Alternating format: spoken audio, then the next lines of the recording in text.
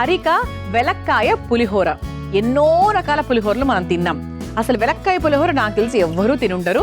ఈ రోజు నేర్చేసుకుందాం. ముందుగా కావాల్సిన పదార్థాలు ఏంటో చూద్దాం. అరిక వెలక్కాయ పులిహోర తయారు చేసుకోవడానికి కావాల్సిన పదార్థాలు: ఉడికించిన ఆరికల అన్నం 1 కప్పు, వెలక్కాయ 1, కరివేపాకు కొద్దిగా, అల్లం ముక్కలు 2 టేబుల్ స్పూన్లు, పచ్చిమిరపకాయలు 4, ఆవాలు 1/2 టేబుల్ స్పూన్, ఇంగువ 1 టేబుల్ స్పూన్, పసుపు 1/2 టేబుల్ స్పూన్, ఎండుమిరపకాయలు 4, పచ్చిశనగపప్పు 2 టేబుల్ స్పూన్లు, మినప్పప్పు 2 టేబుల్ స్పూన్లు, పల్లీలు 1/2 కప్పు, నూనె 4 టేబుల్ స్పూన్లు, ఉప్పు తగినంత. అరిక వెలక్కాయ పులిహోర తయారు చేసుకోవడానికి కావాల్సిన పదార్థాలన్నీ కూడా రెడీగా ఉన్నాయి. సో ఇక్కడ మనం అరికల్ని ఉడికించుకొని పెట్టుకున్నాము, అలాగే వెలక్కాయ గుజ్జు తీసుకొని పెట్టుకున్నాము. ఇంకా మిగతా అన్ని మన ఇంట్లో మామూలుగా పులిహోర ప్రాసెస్లో మనం చేసుకునేవే రెడీగా ఉన్నాయన్నమాట. ఇక్కడ అరికలు అనగానే ముందుగా రక్తాన్ని శుద్ధి చేసేది, రక్త ప్రసరణని బాగా మెరుగుపరిచేది, నరాల బలహీనతను తగ్గించేది, మలబద్ధకాన్ని తగ్గించేది అని అందరూ మనం చెప్తూ ఉంటారు. అండ్ మనం కూడా మన అమృతం ప్రోగ్రాంలో చాలా ఎపిసోడ్స్లో మనం మాట్లాడుకున్నాం. సో అరికలతో చాలా రకాల వంటలు చేసాము. దోశలు, ఇడ్లీలు, ఇలా బోల్డ్ రకాలు చేసాం. ఎన్నో రైస్ ఐటమ్స్ కూడా చేసాం. ఎందుకంటే మనకి లంచ్ బాక్స్లో పెట్టుకోవడానికి సాత్వికంగా, టేస్టీగా, హెల్దీగా ఉండాలి అంటే మనకు అరికలతో మనం కొన్ని రెసిపీస్ చేసాము. అది చాలా బాగా అందరూ ఇష్టపడ్డారు కూడా. ఇప్పుడు ఏంటి అంటే మనకు వెలక్కాయ కాంబినేషన్లో పులిహోర. అసలు నాకు తెలిసి నేను కూడా ఎప్పుడు చేయలేదండి. సో పులిహోర వెలక్కాయతో చేయడం అనేది ఫస్ట్ టైం. నేను కూడా మన ప్రోగ్రామ్ ద్వారానే నేను నేర్చుకొని మీ అందరికీ పరిచయం చేస్తున్నాను అనమాట. చాలా చాలా టేస్టీగా ఉంది. సో ముందుగా స్టవ్ వెలిగించేసుకుందాం.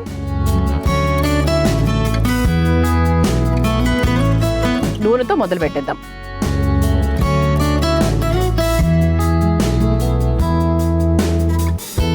సో మనకు పులిహోర కాబట్టి కొంచెం మనం నూనె ఎక్కువగానే వేసుకుంటున్నామండి. నార్మల్గా కాకుండా కొద్దిగా 1 స్పూన్ ఎక్కువ.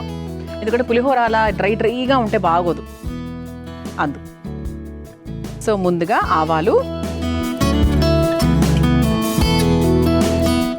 అలాగే శనగపప్పు, అలాగే పప్పులుగా ఉండాలి కదా మరి పులిహోర, మినప్పప్పు. ఇది ఒక్కసారి వేయించేసుకుందాం.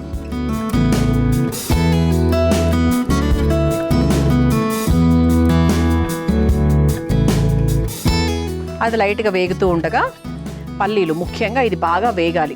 మామూలుగా ఏంటి పల్లీలను మనము వేయించుకొని వేసుకుంటాం, పోపులో వేసుకుంటాం కదా, అలాగే సేమ్ రీతిలో పల్లీలు కూడా వేసేసాం. పచ్చి పల్లీలే. సో ఇప్పుడు దాన్ని మనం వేయించుకోవాలన్నమాట దీంట్లో. సో పల్లీలు కూడా వేగాలి కాబట్టి ఇంకొంచెం నూనె ఎక్కువ వేసుకున్నాం.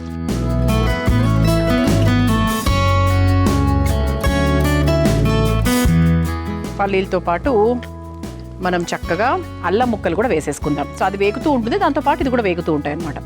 సో ఘాటుకు తగ్గట్టుగా మీకు ఎక్కువ కావాలో తక్కువ కావాలో చూసుకొని వేసుకోండి.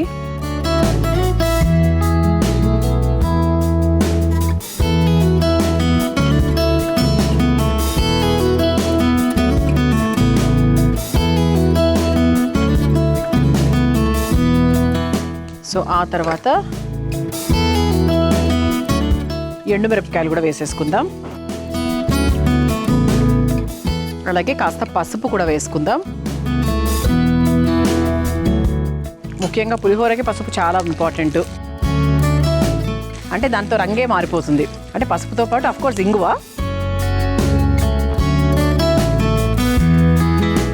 ఇవన్నీ వేగుతున్నప్పుడే మనకు ఆ పల్లీలు కూడా మనకు ఫైనల్గా వేగిపోతాయి. ఆ తర్వాత పచ్చిమిరపకాయలు,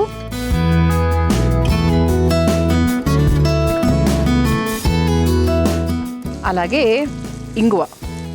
సో ముఖ్యమైన పదార్థం మనకు పులిహోర అనగానే వితౌట్ ఇంగువ అసలు టేస్టే రాదు.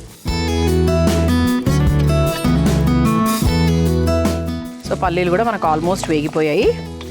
పల్లీలతో పాటు చక్కగా పచ్చిమిరపకాయలు, ఎండుమిరపకాయలు ఇవన్నీ కూడా వేగిపోయాయి. అలాగే కరివేపాకు,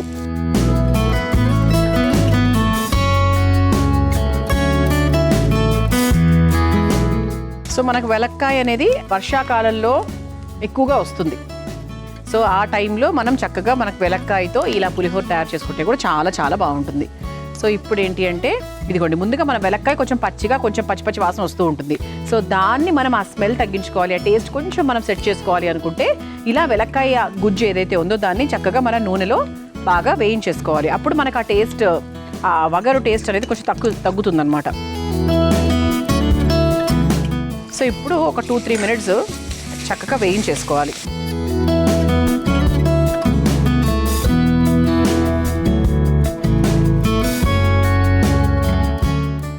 పచ్చివాసన అది కూడా వెళ్ళిపోతుంది అనమాట. బాగుంటుంది టేస్టీగా.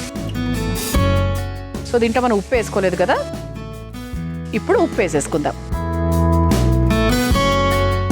సో ఈ పులుపుకు తగ్గట్టుగా మనం ఉప్పులు కారాలు వేసుకోవాలి. అప్పుడే మనకు సమానంగా ఉంటుందన్నమాట టేస్ట్.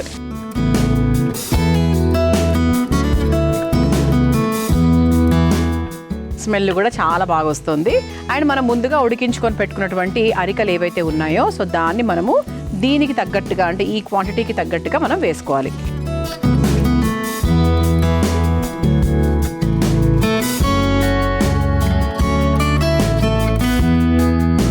అయిపోయినట్టే లెక్క. సో స్టవ్ కూడా ఆఫ్ చేసేసాను.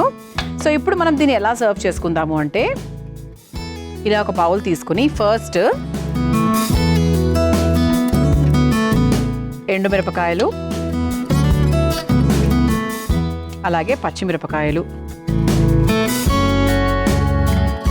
వేసేసుకుని దెన్ మనం తయారు చేసుకున్నటువంటి ఈ వెలక్కాయ పులిహోర ఏదైతే ఉందో దాన్ని ఇలా అదుముకుంటూ సర్వ్ చేసుకుందాం. ఏం లేదండి, మన హోటల్ స్టైల్లో అలా బోర్లించి పెట్టినప్పుడు అందంగా వస్తుంది కదా, అంతే, దానికోసమే. సో బేసిక్గా మనకి పులిహోర అంటే అలా పొడి పొడిలాడుతూ ఉంటుంది. కానీ మనం చేసుకుంది దేంతో, వైట్ రైస్తో కాదు, అరికలతో చేసుకున్నాం. కాబట్టి ఎప్పుడైనా కూడా అరికలతో తయారు చేసుకున్నప్పుడు పొడి పొడిగా రావాలని ఏదైనా అంటే ఆ మ్యాటర్కి వస్తే ఏ చిరుధాన్యాలైనా కూడా మనకు పొడి పొడిలాడుతూ రాదు. ఎందుకంటే అది కొంచెం ముద్దగానే వస్తాయి. కాకపోతే చాలా హెల్దీ. అండ్ దట్టు ఇది మనకు వెలక్కాయ. సో వెలక్కాయ కాబట్టి అది కూడా ఒక పేస్ట్ లాగా ఉంటుంది. కాబట్టి సో చివరిగా దీన్ని మనం ఇలాగే ఎక్స్పెక్ట్ చేయాలి. సో అంటే కొంచెం మనకు వేడి తగ్గిన తర్వాత కొద్దిగా పొడి పొడిలాడుతుందండి, లైట్గా, బట్ పూర్తిగా కాదు. కానీ చాలా టేస్టీగా ఉంటుంది. ఇప్పుడు ఒక సర్వింగ్ ప్లేట్లోకి తీసేసుకుందాం.